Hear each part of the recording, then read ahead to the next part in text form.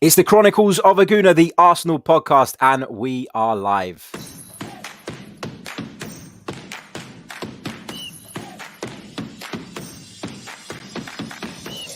You're listening to the Chronicles of a Gooner, the Arsenal podcast. I'm Martin Tyler, and you're listening to Harry Symeou.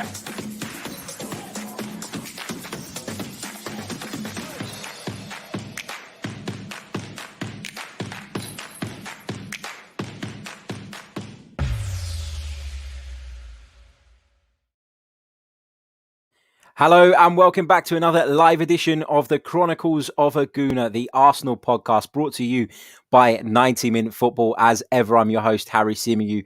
And in case you've been living under a rock for the last 2 weeks, Arsenal have a huge UEFA Europa League encounter to come, the first leg of which takes place tomorrow. And joining me to preview the game, well, there's quite frankly nobody better. Welcome back to the show, Kostas Lianos, Olympiacos fan, freelance Greek football reporter, has worked for publications such as The Sun, The Standard. He's been everywhere.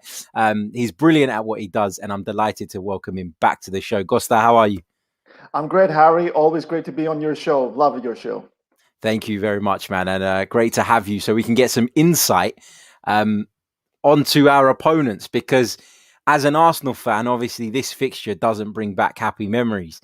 And I know we spoke last year and you know, when the two clubs met, and I went out to Greece and I, you know, experienced an away win in a very atmospheric ground, followed by a night out in Athens, which was fantastic. And then a night out the night after the game as well, just to double celebrate.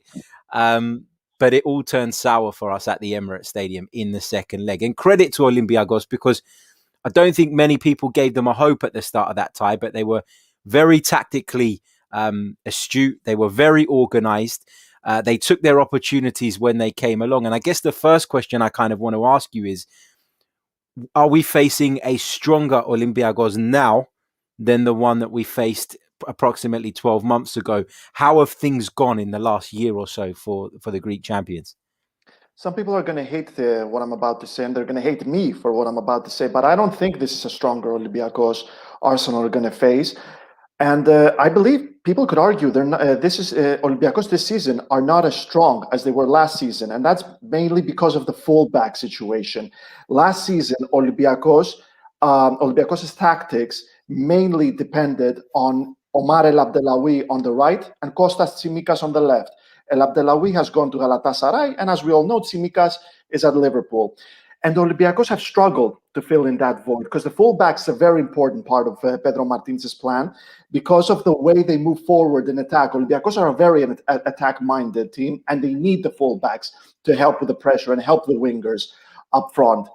So what Olympiacos did in the summer, where they had absolutely no preseason, which is something we're going to analyze later, they got Bayern Munich legend Rafinha, as well as a young player called Mohamed Dreger for right back. And then they got Jose Holevas from Watford at left back, along with Wolves player Ruben Vinagre. Now, out of all of them, only Holevas delivered, and Holevas was supposed to be was supposed to play second fiddle to Vinagre. Vinagre didn't work out. Dreger never really managed to catch up. And Rafinha was good, but Rafinha is more of a defensive right back. And that's why Olympiacos had to buy new fullbacks, and they got Kenny Lala on the right, and they got Oleg Reabciuk on the left. They've improved. Reabciuk and Lala are giving what Pedro Martinez has been needing this season, but it's not as strong. It's not as good. And that's mainly because Lala and Reabciuk, just like every single signing Olympiacos have had since the summer, never got the chance to adjust into the team. Well, they did adjust, but they adjusted on the fly. So to answer your question, I don't think this is going to be a stronger Olympiacos. And, well, maybe they are just a bit as strong as last season, but not as much. Obviously, they've brought in somebody that we know very well in the centre of their defence, and that is, of course, Sokratis Papastathopoulos. Left Arsenal in January to return to Greece. First of all, how was that transfer met in Greece? Because, of course, he's an ex-AEK Athens man. How did that go down? Well, everybody, the Olympiacos fans loved that transfer. Of course, an AEK Athens legend, I will say this. But that didn't matter for Olympiacos because they know his career. They admire it. Played in the Bundesliga, played in the Campeonato, played in the Premier League, and pretty damn well as well, I might say. He did wonders for the Greek national team in the World Cup and the Euros.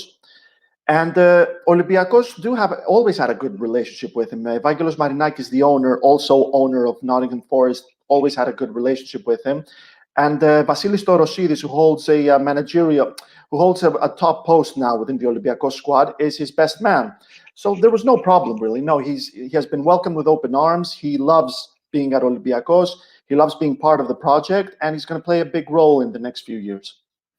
Interesting stuff. And it's interesting that, we talk about him and his career at Arsenal, and I agree with you. For the most part, he never failed to deliver.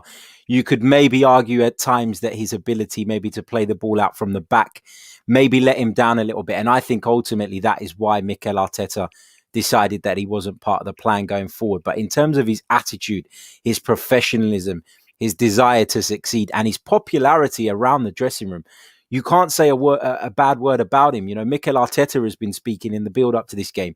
Even when the player left, he continuously spoke about what an excellent professional he was. And, I'm delighted for him that he's got a move, back home, and a move that still allows him to compete. Because, for those who maybe don't know a great deal about Greek football, Olympiacos are the powerhouse of Greek football, aren't they? Yes, they are the powerhouse. Now, when it comes to Sokratis, obviously he was the one that lost El Arabi during that goal. He was the one that didn't mark him well. He did make mistakes, but obviously Arsenal's defense last season was very error-prone. And it's just like you said, really, when a manager tells a player, you're not part of my plans, not necessarily telling them, you're not good enough, you're not a good player. Look at Luis Suarez. Ronald Koeman threw him out of Barcelona like he was nothing. And now he's owning it at Atletico Madrid. He's one of the main reasons why Atletico might win the title this season. It's not a manager doesn't tell you you're a bad player. It's just that you don't fit my plans, my game, my tactics. Olympiacos threw Rafinha out of the team, but he was good. It's just that he wasn't good in the attack, and that's what Olympiacos needed. If they were more of a defensive team, then Rafinha would have been perfect at Olympiacos. Papastathopoulos doesn't really have any ill will towards Arsenal. He loved his time there. He still keeps in touch with the likes of Aubameyang, Tsaka, Lacazette, I think, as well, Bellerin. He's still in touch with his ex-teammates, and they talked about the game that's coming up.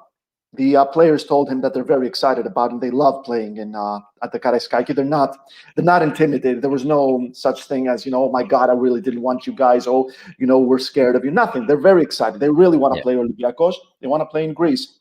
And he also said that at the end of the day, he has nothing to prove to anyone. He doesn't want to prove it. He has nothing to prove to Arteta or anyone else.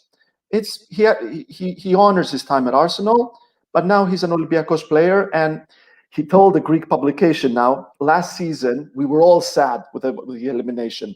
This season, they can be sad by themselves. Obviously, it was a joke. Obviously, it was a joke. No, I admire that. Look, you want a professional wherever he goes wants to succeed, and he said something to one of the English publications today, something along the lines of, the friendship is there, but when it comes to progressing, then he's only got one thing on his mind, and that's completely understandable. Costa, tell us a little bit about how Olympiacos got through the round of 32, because it was in dramatic fashion against PSV Eindhoven, and after, there was a concern at one point that maybe the tie was getting away from them. How did that kind of tie go with PSV? Well, Olympiacos do have a flair for the dramatic, and they've proved it in the last few weeks, scoring a very late goal against Volos with Yann M'Vila, scoring a late goal against PSV with Ahmed Hassan, an impact player coming from the bench, and that's a player Arsenal need to watch out for, because when he comes off the bench, Olympiacos are going to become a lot more threatening. And obviously Aris, I don't know if you saw that goal from Bouchalakis, but it was hilarious. If you haven't, please do check it. They do have a flair for the dramatic, and they're the kind of team that don't give up, and they can hit you when in the last few seconds. You can never count them out, really. That's the kind of team they are.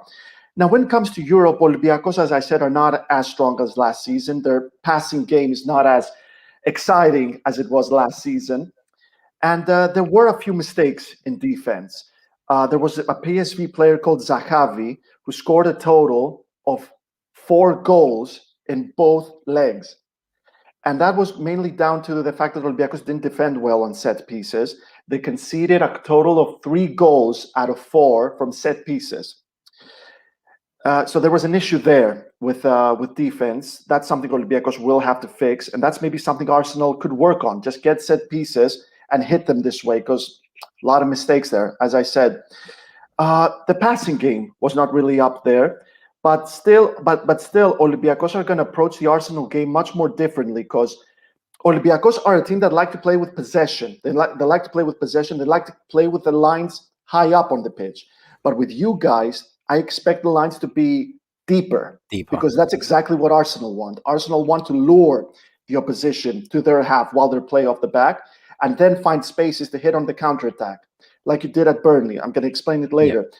But when it comes to the Eindhoven game, I would say don't take too much out of it, because Olympiacos, I expect, are going to be much more different. Yeah, absolutely. And I was keeping an eye on that one. And obviously I want Olympiacos, aside from Arsenal, I always love to see the Greek teams do well. But then when the draw came about, it was like, here we go again. And, I've talked about the experience of the first leg in Athens. The second leg for me, I was in the press box at the Emirates Stadium, and I had a load of Greek reporters sitting behind me, and their reaction to the goal, the winning goal when it went in, was absolutely crazy. And I couldn't believe what was coming out of some of their mouths. And obviously I was the only one in the press box that understood what they were saying. And I was just like, I was looking behind me. Everybody else was like with their head in their hands. And I was just looking behind me in shock. It was incredible. But you could see what it meant to them, and you could see the passion in that away end at the Emirates Stadium. It went absolutely nuts. And they were, every time they've been to the Emirates Stadium, the atmosphere has been unreal. How much of a leveler is it that the Karaiskakis will be empty tomorrow night? Because I feel like that is something that Arsenal have kind of gotten away with a little bit, because the atmosphere there, and as I say, I experienced it last year, is incredible. And it's far more atmospheric than anything you'd experience in the Premier League. So I think that is quite a big distraction for Premier League sides when they travel there. So how disappointed are you from an Olympiacos perspective that there is going to be no fans in the ground? I don't think it really plays any role anymore, especially with Arsenal, because Arsenal have done pretty well at the Georgios Karaiskakis Stadium. They've won the last 2 games at the Georgios Karaiskakis against Olympiacos, 3 if you add the Benfica match. And as I said, they like the Karaiskakis Stadium. That's what they all told Papastathopoulos. No fear whatsoever. And if we look back, Arsenal have scored a total of 16 goals against Olympiacos in all of our 10 fixtures against each other, 6 of which were in Greece. So that's not really an issue. Arsenal won 3-0 with ease in 2015, and it was packed there, and it was very intimidating, and they did it like it was nothing. So I don't think that plays a role anymore with Arsenal. I'd argue that was a much better Arsenal team, though, than the one that you're going to face over these 2 legs. Definitely, absolutely, but still, I mean, I feel like the mystique of the Karaiskakis Stadium is not as foreign, not as intimidating for Arsenal anymore. They know it. It's like Olympiacos. When Olympiacos have to go and play in Salonika against PAOK, with a packed stadium full of angry PAOK fans, even if you change the Olympiacos team, if you get 2/3 out of the team, out of the squad, they're still not going to feel like Tuba is something foreign to them. They know what to expect, and Arsenal would have known what to expect if the Karaiskakis was full. So no, I don't think that plays a role anymore with Arsenal. Interesting, because it's something that, from an Arsenal perspective, we talk a lot about. We talk a lot about first of all the distance, because in terms of European ties, when you look at how far the trip is, it is significantly further than a lot of the other trips we would potentially have to make in the competition. For us as well, we've got this trip, and then we've got the North London derby on Sunday, which is obviously not ideal. So there has been, part of the reason why we maybe didn't necessarily want this draw was because of the distance as well, and the impact that can have. In terms of from your perspective, what have you made of Arsenal this season? You know, it's been very up and down. Are they still a team that you look at and you probably, I'm not going to say fear, but, you know, in years gone by, you'd have looked at Arsenal and gone, they're the favourites in this because they're the Premier League giants, and you'd naturally make them the favourites. But do you look at Arsenal and take into account what happened last year and think, actually, this is a tie that Olympiacos have a very strong chance of progressing through? Well, one of the things I noticed and kind of bothered me before the Europa League draw is that I saw a lot of my Greek colleagues talking about easy draws. And I wanted to just pull my hair out of my head every time I heard this. I would hear, let's get Slavia Praga. Slavia Praga eliminated Leicester. Let's get Molde. Molde eliminated Hoffenheim. Let's get Granada. They eliminated Napoli. Young Boys, they eliminated Bayer Leverkusen. There's no such thing as an easy team at this stage of the competition. There's only teams that are more difficult than other teams. And Arsenal are among the toughest. Paul Merson said it best. Arsenal are still a top 6 club, but not a top 6 team this season. This season, they're not a top 6 team. But I feel like the Europa League is the utmost priority for Arsenal anymore. There's not any more baskets really left. You mentioned the North London derby. Yes, that's huge, and you have to win it. You know, you're Arsenal. You never lose to Tottenham. But when it comes to the table, it's nothing. It's not going to change. It's insignificant. Anything. Agreed. Yeah. Yeah. Whereas with the Europa League, you have to win it. You have to win it because if you win it, that's the only way to go to the Champions League. Olympiacos are facing a team that's going to see the next 2 games in the Europa League as finals. They're going to go all in for this. And that's why maybe they're going to be a different Arsenal than last season, more determined, more serious, perhaps because they know this is it. But then again, that brings pressure, doesn't it? Because if you don't do this, that's it. That's the season gone, really. And we spoke about it last season. Every time a Greek team gets a Premier League team, I always bet on the Premier League team. But let's think about it this way. If Olympiacos get eliminated, which they probably will, no one's going to care. Literally, no one's going to care. If they go through, everyone's going to treat them like gods in Greece. And the international press are going to treat them like Cinderella stories or even dark horses, which they won't be. If Arsenal go through, there's not going to be any big celebration in North London, really. But if they get eliminated, can you imagine the back pages the next morning? Yeah, can you imagine Twitter? Can you imagine Twitter a few seconds after the referee's whistle? Yeah, that's the question. You're right, and there are a lot of Arsenal fans out there at the moment that are unsure about Mikel Arteta and if he's the right man. And you feel like, obviously, he won the FA Cup at the back end of last season, and that earned him some credit in the bank. But that credit throughout the course of the season has been diminishing. It's been disappearing, and you know, having gone out of the FA Cup at the stage we did. Finding ourselves so far off the pace in the Premier League, you feel like the noises regarding Arteta and a potential sacking will just get louder and louder and perhaps too loud for people to just ignore if Arsenal fail at this stage. You know, it's different if you get to the semi-final and you lose to a side that you're not really fancied against, then people will be a little bit more sympathetic. But I feel like Arsenal really do need to win this, and you make a great point about the pressure. Just a quick reminder, for those of you watching us in the live chat, make sure, if you haven't already, that you smash the like button. It is so important in terms of taking the video up the rankings. Hit the share button as well. If you want to become a member of the Chronicles of a Gooner and receive access to exclusive content, the next piece of which is dropping this afternoon, then click on the link in the description. We'd love to have you. And make sure you give Kostas a follow as well on Twitter. I'm going to put his Twitter handle in the description for you guys to click on as well. So yeah, make sure you do that. But let's get back to it. In terms of Olympiacos' biggest threats, who do we have to look out for? I know Youssef El Arabi is one of them, but there's a lot of technical players in and around him now at Olympiacos. So if you were Mikel Arteta, who would you be focusing on trying to stop? I don't think Olympiacos are the kind of team that have this 1 or 2 players that if you choke out, that's it, really. That's half the battle. I feel like Olympiacos are more of an ensemble, really. You mentioned Youssef El Arabi. Of course, you know, an incredible goal scorer for Olympiacos, but he needs to be fed the ball. He's not a Kylian Mbappe kind of player who's going to take the ball and drive it down half the pitch, dribble across everyone, fire a shot out of nowhere and score a screamer. He needs a good cross. He needs a good pass. Kostas Fortounis is very creative, the most creative player in all of Greece right now. If I had to analyze this, I would say that Kostas Fortounis is probably going to start in the 4-3-3 formation tomorrow. And that's because Pedro Martinez is going to expect him to find spaces to move the ball around, pass it around, get some good positioning, get a good shot as well, which he's really good at. But it's all going to come down to midfield. I expect Olympiacos to play with the lines a little deeper this time. It's not going to be 11 behind the ball like they were at Man City. It's going to be a midfield kind of game.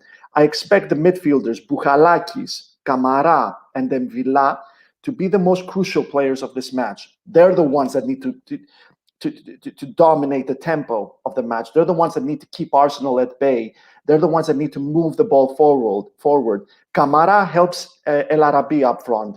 Bouchalakis is kind of a floater everywhere.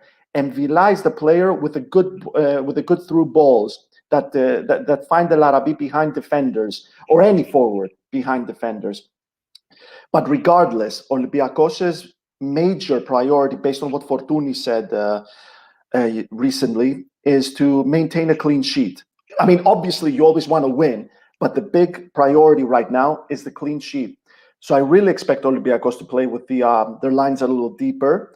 And it worked against Man City in Greece. They lost 1-0, of course. But I mean, we're talking about Man City here.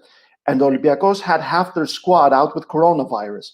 But it did work. It worked pretty well. They kept them at bay as much as they could. There was a lot of damage control going through. I expect them to do the same, and it could work again. Yeah, I don't doubt that. And you mentioned Jan and Villa. He's someone that was linked with Arsenal for years and years. It felt like every single transfer window, he and Julian Draxler and Solomon Kalou were like the three players that Arsenal were linked with every single time. Obviously, a move to Arsenal never materialised. What have you made of him since he's arrived in Greece? Has he been impressive? Absolutely impressive. An incredible player, an incredible addition for Olympiacos. It's a great shame that he never got the time he needed to adjust to the team because there was no preseason. I mean, Olympiacos' last season started on July 23, 2019, and it ended on September 12, 2020 with the Greek Cup final. No rest, no preseason, barely any friendlies. I think Olympiacos played a couple of friendlies against Greek teams or something. And he's still been very impressive. He's been a maestro, so to speak, in midfield. Definitely one to keep an eye on when Arsenal come and face them. But also the Emirates game might be the toughest one because Olympiacos are starting to feel what Arsenal are starting to feel with the Karaiskakis, like we said before. Yeah, interesting. I know you had some questions as well. You had some things that you kind of wanted to kind of pick my brains on from an Arsenal perspective, Costa. So feel free, man, to fire away. No, absolutely, man. Your input is always extremely important. I guess my first question is, if Arsenal get eliminated, will Arteta be facing the sack? This is a tough one because for me, in my personal opinion, I don't think he will be. I think that the club have almost accepted that this was going to be a rebuilding season. I think that the club will obviously feel the impact of not being in Europe next season because it's looking unlikely that we'll achieve that via the Premier League. And if you look at some of the statistics that came out yesterday, Arsenal are predicted to finish in 9th place, which just isn't good enough. I don't think the club would move to sack Mikel Arteta because, as I say, I think they recognise and they probably understood when they brought him in that this was going to be a longer process and it was going to take a bit of time. They also probably take into account the fact that, the coronavirus has been a major hindrance to him, not just from a financial standpoint, but you mentioned Olympiacos not having a preseason. Arsenal hardly had one as well. And playing Europa League, playing Premier League. And I always talk about this, the turnaround, you play a game in the Premier League on Sunday. You've got Monday is probably mostly about recovery. Tuesday, you're training. Wednesday, you might be traveling to your next destination for the Europa League. Thursday, you play. Friday's about recovery. Back on the training ground on Saturday, and you've got to play on Sunday. So if you're a new manager and you're trying to implement new things and new tactics and new things that you want to put into practice, I think it's difficult for every manager, but I think a less experienced manager probably struggles to find the right way to balance that. Look, personally, I think if Arsenal fail to progress in the Europa League, then I think that there will be serious questions asked, and people have a right to ask those questions. Me personally, though, I don't think that the club will move to sack him off the back of a Europa League elimination. Whether that's the right thing or not remains to be seen. But I just, for me, I'm not sure that it will have that significant of an impact on his future. But again, if we do go out and people are up in arms about it, I can understand that as well. I'm not quite on that side of it, but I get it. I guess would be my answer to that. I remember on our very first meeting, almost a year ago, we were talking about the next manager to replace Emery while Ljungberg was the interim manager. I remember we had Allegri, we had Ancelotti, we had Arteta, we had Marcelinho. And I remember we agreed that whoever takes over, doesn't matter if he's inexperienced like Arteta, experienced like Ancelotti, successful like Allegri, a dark horse like Marcelinho, they need time. They need time. You can't just expect them to be a quick fix. Would you say the atmosphere around the Emirates is just that when it comes to Arteta? Just give him time, or are they expecting some more? I mean, you won the FA Cup on his first season. That's impressive. But do they understand that it needs more time? I think it's split, if I'm honest. I do think it's split. And I understand why it's split, right? Because, you're not talking about Arsenal being just outside of the Champions League positions. You're talking about quite a significant margin between where we probably should be and where we are. And I think most people will agree that for all the fragilities and the weaknesses that we have in that squad, we're better than 10th. We're better than 10th. And that's the kind of the bottom line. I think most fans are probably willing to give him that time, but there are a lot that won't. One of which is in the chat, Lee Gunner. Big hello to Lee Gunner as well. He's watching us live at a minute. But yeah, I mean, I get both sides of it. But I think as well, I do think that it's helped that there is no fans in the stadium, because I can tell you from years and years of attending the Emirates Stadium that when things aren't going our way, the fans will make themselves heard about it. And that used to happen to Arsene Wenger, a club legend, somebody who had taken the Gunners, from being a good side to an unbelievable side, completely transformed the club. And if he got that kind of criticism and he got that kind of stick, then there's no reason why Mikel Arteta shouldn't get that. But you're right. I do think they need time, because I think that behind the scenes, there were so many issues that maybe we didn't really understand were there until they started to show themselves over the course of his tenure. So it's a difficult one, but I do think it's split. Look, I think if we crash out of the Europa League and our league position remains, quite frankly, unacceptable, then you're gonna have a hard time convincing those people that want him out that he should stay. Yeah, I also want your take on tactics. As I said, Olympiacos are the kind of team that want to play with the lines high up on the pitch. They're very attack-minded. They want to play possession. But if they play this against Arsenal, that's playing their game, because Arsenal like to play off the back, lure the opposition over, and find spaces to attack. You saw the Burnley goal, and I think that's a testament to what Olympiacos need to look out for. Arsenal scored a goal from defense with 4 passes: Partey to Xhaka, Xhaka to Partey, Willian, Aubameyang, goal. Yeah. So the way I see it, Olympiacos need to keep the lines deep. They need to push Arsenal to the wings, make sure they don't play in the middle with Ødegaard, push them to the wings, but keep the likes of Willian and Saka out of the box so they can throw crosses that usually lead to nowhere and also lead to good counterattacks. What do you think? Yeah, completely agree. That's the way to play Arsenal this season. you know, as much as Arsenal gave away a goal against Burnley for trying to play out from the back, I said it at the time. I said it in the post-match reaction show. Obviously, Mikel Arteta will be disappointed with the way that goal came about. But I think when he looks back at it, he won't be too bothered by it, because he sees it as a one-off, all right, maybe not a one-off because it's happened on a couple of occasions this season, but he sees it as a bit of it's an associated risk based on the way that he wants his team to play, right? We've seen Manchester City over the years do it, where they've lost the ball in a key area, in their defensive third, and they've conceded a goal off the back of it. He will look at it and say that, and again, rightly or wrongly, he will look at it and say that actually the benefit we get from playing that way outweighs the negative. And so I think he will continue to do that. But the reason he does that, and the reason his team do that, is to ultimately suck in the opponent so that they can do exactly what you described. And that is turn the ball from defense into attack within 3 or 4 passes.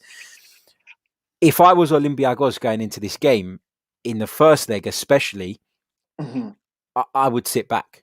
I would sit back and do exactly what you've just said and force Arsenal into the wide areas, because you can lump all the balls into the penalty area that you want, but Arsenal don't have a particularly strong goal threat aerially. You know, Aubameyang is not going to jump up like a salmon out of the water and head one into the top corner. Lacazette's not going to do that.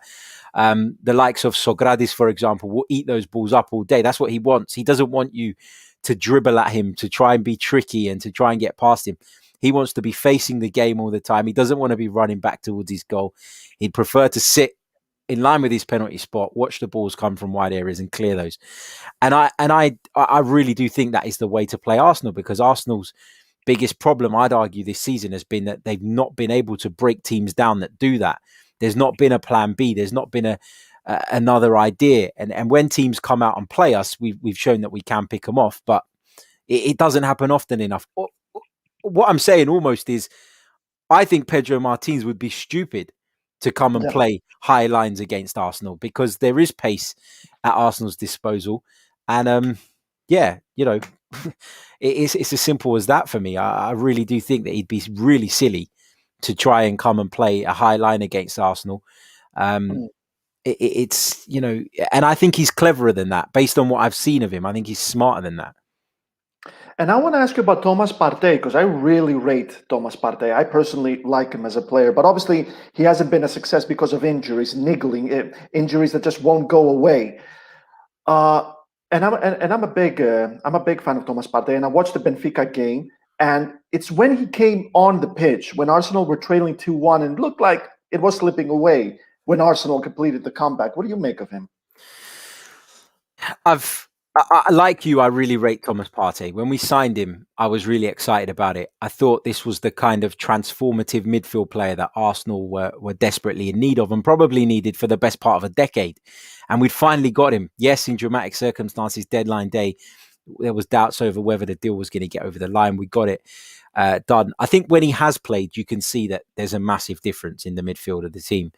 I think for all the criticism that he gets, Granit Xhaka has become a far better player playing alongside Thomas Partey, because Partey's athleticism almost and reading of the game has helped prevent some of Granit Xhaka's flaws that we've seen over the years being exposed as often. So, I really rate the guy, but the injuries have been a major, major concern. And there's no getting away from that. I think even in the game against Burnley at the weekend, I thought that he started the game really well. The first half an hour or so, him and Granit Xhaka were very dominant in the midfield. And that was part of, the main reason I'd say that Arsenal controlled the game up until that point. But after that, he drops off. And I wonder if, I know the fitness has been an issue, but even now that he's supposedly fit to play, I don't see a Thomas Partey at 100%. I still see a 70, 75% Thomas Partey. And that worries me, because we're really struggling to get the most out of this player that we've gone and spent, and by our standards right now, an absolute fortune on. And I'm not for a second questioning whether it was the right decision or not. If I were in charge, I'd have done the same thing. I'm a little bit worried about it, and I feel like we're gonna need to protect him And like you said, the Europa League is the priority now. And I wouldn't be surprised if his game time in the Premier League is slightly reduced now, just to make sure that he stays fit. I agree. And speaking of injuries, Olympiacos are going to play with two centre backs, Symeou and Sokratis Papastathopoulos, which I'm not too sure how fit they are, because Ba picked up a problem with his back against Lamia now in the league fixture. He had to be taken off, but he was taken off mostly as a precaution.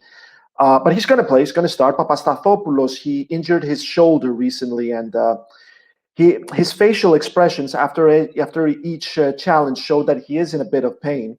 So I'm not too sure how fit the centre-back duo is going to be, but I really like what Arsenal did with Burnley as well, especially with the goal. I liked how Willian moved to midfield from the wing to pick up the ball. Aubameyang then went to the left wing to replace him, and Ødegaard played as a false nine. I feel like that's an excellent tactic that could confuse any kind of defense, and that's something that Olympiacos really, really need to look out for. That constant changing of position, that could open up Olympiacos even if they play deep. Yeah, and it's a great point. And I think that's partly, that flexibility, that tactical flexibility is probably why Arsenal, although the results haven't always reflected it, have, I would say, improved in terms of the football that they're playing since Christmas. Boxing Day was the day where Mikel Arteta almost essentially went, what, F it. I'm going to change the system. I'm going to bring different players in. Emil Smith-Rowe came into the picture. Bukayo Saka moved out to the right wing where he's thrived. And I think you're right to make that point. That tactical flexibility and the interchanging of positions has made Arsenal a far more difficult proposition to deal with. I mean, from an Arsenal perspective, looking at Olympiacos again, we've talked a lot about maybe how they might set up, how they might approach the game, what their tactics might be, the idea of playing a little bit deeper than they normally do. I mean, Pedro Martinez, how good a job has he done overall at Olympiacos? Because I know they've had some really good managers in the past. Ernesto Valverde is one that obviously ex-Barcelona manager that sticks out. But when I look at Pedro Martinez's Olympiacos, I look at a side that are probably a little bit more tactically aware and a little bit more stubborn. Is that fair to say? Absolutely, but it all started with Valverde. Valverde created an identity at Olympiacos, a European identity, a team that would like to play in a 4-2-3-1 formation, a team that got a European mentality, the right European mentality. When Martins came over, the roots were there, some very strong roots. He turned it into a 4-3-3 and he made them more attacking. And he's been doing a great job. He actually his last victory in the weekend marked his 100th victory with Olympiacos. And let's put it into perspective right now. Olympiacos right now are top of the table, 16 points ahead of Aris in second. They're basically going to win the league. 20 wins in 25 matches with only one loss in the Greek Super League. Now, obviously the Greek league is not even close to the top leagues, obviously. But if you look at last season's champions, Liverpool looks set to lose it. Juventus looks set to lose it. Bayern are up there, but not through yet. Paris Saint-Germain, whose league was suspended last season, are trailing to Lille. And all those teams have gazillions in the bank, have world-class players, have a great academy and a great B team to fall into if needed. But Olympiacos, again, in the Greek league, which is nothing like the top leagues, remain consistent. They've only lost once in Greece. They look set to win the league in dominant fashion with 16 points ahead of second. They're in the Greek Cup semifinals, and the Europa League last 16. That's how durable they are. They're very tired. Olympiacos is a very tired side, obviously. No preseason, no friendlies, no time for the transfers to come in, no time to heal from injuries. But they're very durable. They're very passionate. They don't give up. That's the kind of team Arsenal are going to face in the next two games. Yeah, brilliant stuff. And there are some Arsenal fans I can see it in the live chat that are quite convinced that maybe Arsenal are going to win this one quite easily, and that maybe Olympiacos have been a little bit overestimated? I don't think so. I don't agree at all. In my No, opinion, two things are going to happen. Sorry to interrupt you. Two no. things are going to happen. Either Arsenal go through with relative ease, keyword relative ease, or it's going to be a big 50-50 with a very dramatic ending, just like last season. Yeah, I don't disagree. I agree with you personally. I think that it is going to be a tough tie. I think, as you said, I think at this stage in the competition, every tie is difficult. You know, we talked a lot about the Benfica tie in the last round, and people were saying, well, you know, this is the worst Benfica side we've seen in 20 odd years. But you make a mistake in the Europa League at this stage against the quality of opponent that you're going to face, you will be punished. And we were punished, and we just about scraped through in the end. So it's not going to be easy by any stretch of the imagination. We're coming towards the end of the podcast. So, guys, in the live chat, if you've got any questions for Kostas on Olympiacos, or you've got any questions for both of us on the tie that you'd like to have discussed, then feel free to chuck them into the live comments, and we'll pick up as many of those as we can. Quick reminder that if you want to become a member, you can click on the link in the description, smash the like button on the video if you haven't already, and if you're listening via the audio platforms, then be sure to leave us a review as well. It really, really does help. Let's go over to some of the comments now. Harry, one of our members, says, please, no drama. I can't cope with it. Convincing Arsenal win, please. Matt G's got plenty of respect for Olympiacos. He says they are top of their league by around 15 points. They're used to winning. This will be a tough match. I completely agree. Marshall says, great show. Fantastic. Somerset Gooner says, Harry, thanks for always being positive regarding the Arsenal as opposed to rubbing our faces in the dirt. I know we touched on this earlier, Kostas, but the question has come in again. Olympiacos on set pieces, just kind of reiterate what you said. I know you said that they're probably a little bit weak there, and maybe that's an area Arsenal should look to expose. The problem is, Kostas, that we're not very good on them either. I've noticed that, but as I said, Olympiacos conceded 3 of the 4 goals against Eindhoven from set pieces and it was from the same player as well, Zahavi. And that's what I've been thinking. When I watched Olympiacos, I was thinking, if Zahavi is causing you so much trouble, how much trouble is a player like Aubameyang gonna cost you? You just cannot keep those players unmarked. Olympiacos' defense will have to be a lot more serious, a lot more tough, a lot more strong in the next 2 coming matches. And as I said, like Ba and Papastathopoulos, I'm not too sure how fit they are. But when it comes to set pieces, yeah, that's one way to hit Olympiacos. But Arsenal, of course, will have to improve on that front themselves. For sure. Martin says, Kostas, who do you think will go through? He wants you to put your neck on the line here. Go for it. I got burned last season, didn't I? I got burned good. I can't remember what we even predicted last season. To be honest, I don't remember much of what happened after the first leg for the next 48 hours after that, because I was living it up. Yeah, it's for the best. Just forget about it. Let's just put it in the past where it belongs. Exactly. Jesus, that's a very good question, Martin. As I said, it's either going to be Arsenal through with relative ease, or it's going to be a big 50-50 again, just like last season. Olympiacos cannot be ruled out. They're very confident, not overconfident. They are very confident in their abilities. They're not afraid of Arsenal. Pedro Martinez is a top manager, and I think everybody in England needs to keep an eye on him, because he could be coming to the Premier League in the near future, and he would deserve to be there. Olympiacos also have players that we could see in the Premier League real soon, such as goalkeeper José Sá, centre-back Ousseynou Ba, centre-back Ruben Semedo, the best defender of Olympiacos, who won't be playing in either leg because of injury. But Olympiacos didn't have him in the Emirates. So, he's not there. It's a shame, but doesn't really mean too much. Midfielder Madi Camara as well, one to keep an eye on. He was linked with Sheffield United. And Kostas Fortounis as well, who Pep Guardiola praised highly in the 2 games against Olympiacos. Arsenal are the favorites to go through, Martin, but not by much, in my opinion. Good stuff. This is a slightly different question, but it's an interesting one nonetheless from Patrick. It says, any news on when fans will be allowed into the stadiums in Greece again? Now, we've been told here in the UK that from June, I think it's the 21st, everything will be open again, back to normal. Is there any indication as to when that will be the case in Greece and fans will be allowed to return? Well, basically, when I hear dates of returns and dates of this and that during a pandemic, I always take it with a pinch of salt. We remember the whole "by Christmas" comment thing from the Prime Minister.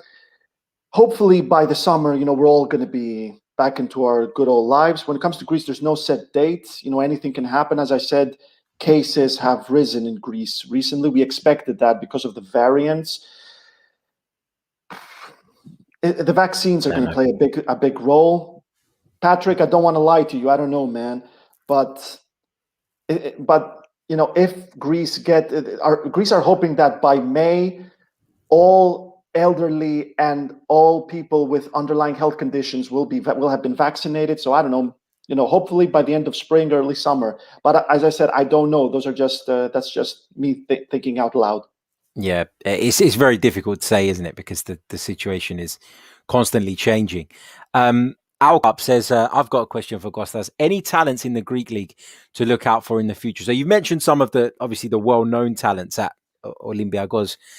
Is there anybody that is kind of maybe going under the radar a little bit now, maybe with a bit of potential that could potentially find their way to another league in the not too distant future? Well, Harry, there's Christos Zolis, for whom I wrote a feature at The Sun recently. He was recently linked with Manchester United. He's a very talented forward, mainly plays on the wing. He can play in centre forward as well. He's very versatile. He's been linked with Arsenal. He's 19 years old, if I'm not mistaken, so he's got a lot of future ahead of him. So there's an exciting talent to look out for. But obviously, if a team like Man United or even Arsenal buy him, let's start with the under-23s, let him just find his bearings, and then have him move up the ranks. But a very exciting talent. I do not want to say if they're going to be the next big legend of Greece, because, we've had lots of them who went nowhere in Greece. But definitely want to keep an eye on. Christos Zolis, he plays for PAOK. Brilliant.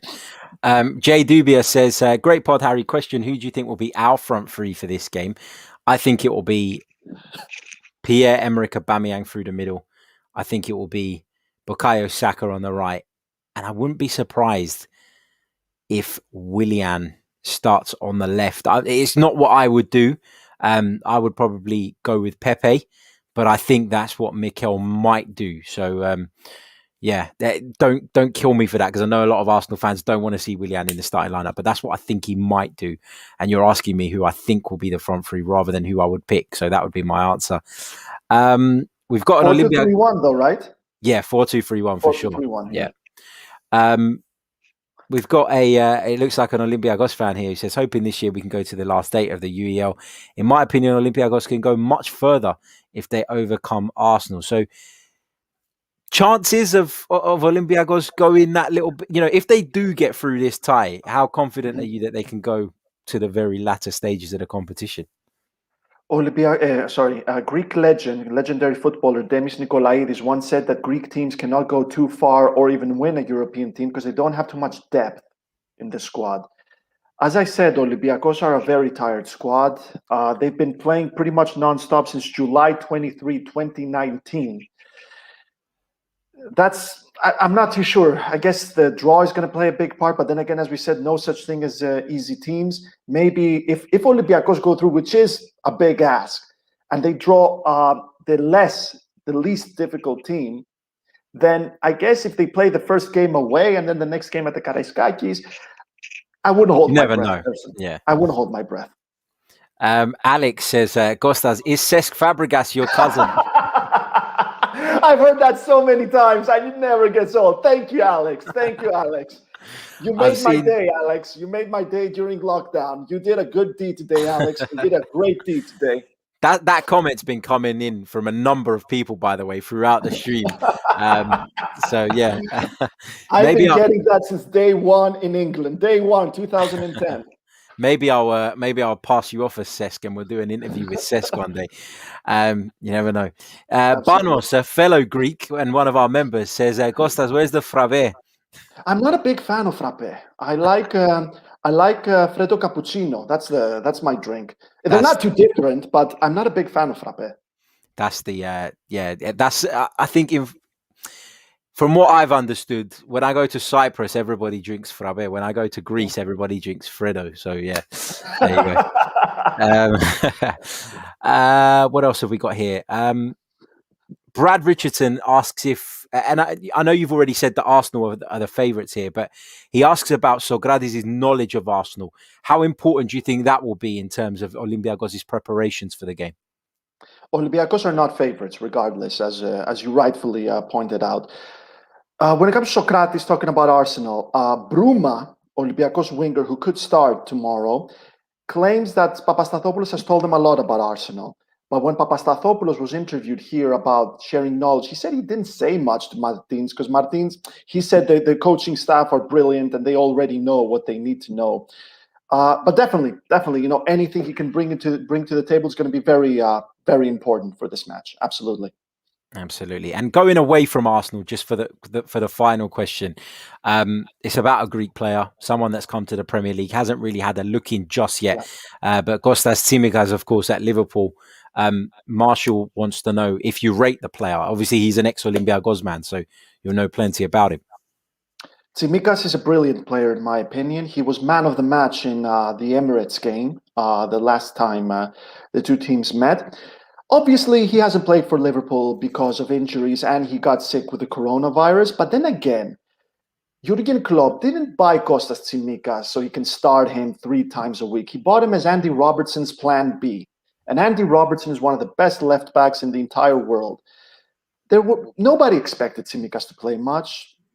This makes sense, what's going on. I'm sure he's working hard. I'm sure he's listening to Klopp. I'm sure Klopp hasn't given up on him because at the end of the day, as we said, he was just looking for a plan B and he got him. Everybody has been injured in Liverpool's defense pretty much. Robertson hasn't been injured, thankfully for Liverpool. If something happens, and which I hope it doesn't, then Tsimikas will have to play. Will have to start at the left. But as we said, he's a plan B. He was never supposed to play every week. Yeah, completely agree. Just a quick reminder before we leave you guys, make sure you hit the like button. Make sure you subscribe to the channel if you're new. Just a couple of quick comments that I can't just ignore. Alex, who asked about the drink, he says he's Greek too. Glad you like the question, Kostas. I'm a Frabe man and my family is from Piraeus. This tie hurts. There you go. It'll be all right. And Johnny Boy says, a friend recommended Dolmades and Moussaka. Do you guys know anything about them? Kostas, what's you can have one or the other on your plate in front of you tonight. What are you choosing? Dude, I'm taking Dolmades. I don't like Moussakas. I am such a weird Greek. I am such a weird Greek, man. I do not like Moussaka, but I love Dolmades. I could eat them every day, all day. What about you, man? Yeah, I think I'd go with the same. I think I'd go with Dolmades as well. There we go. There you go. Now you know about our eating habits. You know about Arsenal versus Olympiacos. It's a great time to leave it there. Costa, how can people follow you on social media and keep up to date with the fantastic work that you do? Thank you very much, Harry. Guys, you can follow me at Lianos Kostas. It's my surname and my forename, Lianos Kostas on Twitter. I'll be very glad to have you over, and I'll be bringing you the best information that I find and the best analysis as always. And I hope to see you soon as well, Harry. Hopefully we can talk about the next match as well. For sure, we definitely will, and we can talk about the first leg. We can review it, and then we can look ahead to the second leg, and then we can review that as well. Always a pleasure to have you on. So we'll definitely keep in touch and get that. I'll be covering the game for the Sun, both games as well. So yeah, definitely we're going to review this. Brilliant stuff. Make sure that you check out the Sun's coverage of the game because your main man, Costa, here will be on duty. Right. We're going to leave it there. Thank you all so much for tuning in. Really, really appreciate it. Don't forget to share it around. Get as many people listening as possible. Of course, Costa's given us some incredible insight on Olympiacos and what they will bring to the table in this two-legged tie. We'll be back very, very soon. Until then, take care.